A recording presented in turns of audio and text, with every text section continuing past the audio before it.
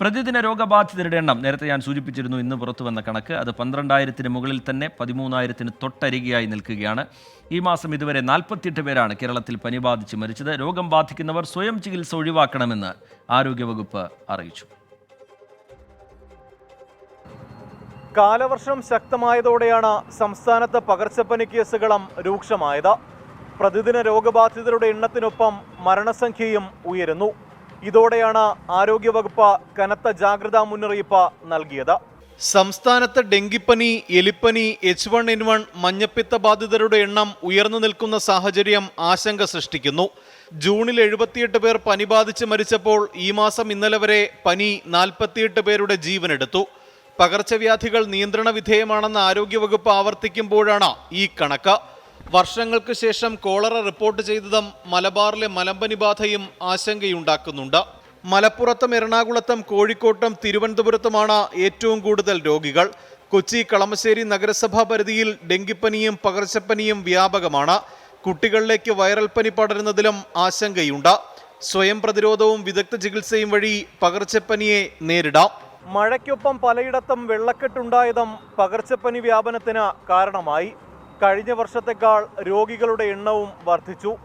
സ്വയം ചികിത്സ ഒഴിവാക്കണമെന്ന് ആരോഗ്യവകുപ്പ് ആവർത്തിക്കുന്നു. അടുത്ത 5 ദിവസം കൂടി സംസ്ഥാനത്ത് പനി ബാധിതരുടെ എണ്ണം വർദ്ധിക്കുമെന്നാണ് മുന്നറിയിപ്പ്. തിരുവനന്തപുരത്ത് നിന്നും MG പ്രതീഷ്, 24. സംസ്ഥാനത്ത് ഇന്ന് പനി ബാധിച്ച് 4 പേർ മരിച്ചിരിക്കുന്നു. 15 പേർക്ക് എലിപ്പനിയും 145 പേർക്ക് ഡെങ്കിപ്പനിയും സ്ഥിരീകരിച്ചിട്ടുണ്ട്. ആ കണക്കുകളുടെ വിശദാംശങ്ങൾ അത് തിരുവനന്തപുരത്ത് നിന്ന് MG പ്രതീഷ് നൽകും. പ്രതീഷ്, വിവരങ്ങൾ എങ്ങനെയാണ് പ്രതീഷ്?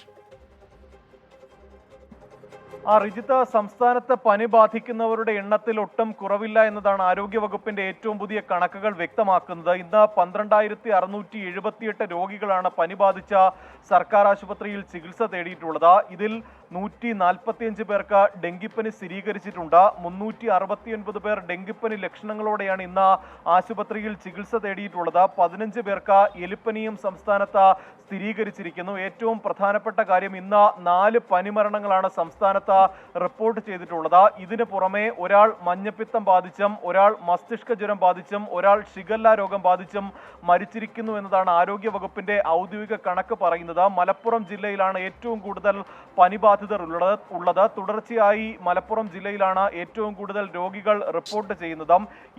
ഇന്ന് 2373 രോഗികളാണ് മലപ്പുറം ജില്ലയിൽ പനി ബാധിച്ച് ചികിത്സ തേടിയത്.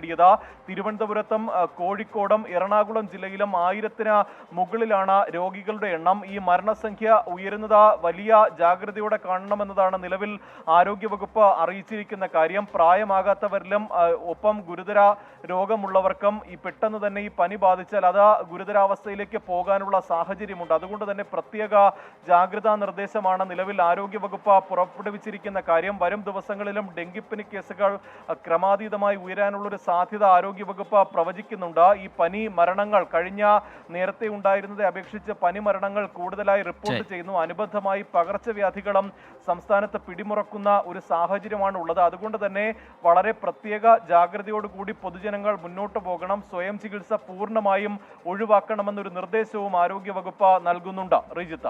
ശരി, MG പ്രതീഷ് വിവരങ്ങൾ പങ്കുവയ്ക്കുകയായിരുന്നു തിരുവനന്തപുരത്ത് നിന്ന്.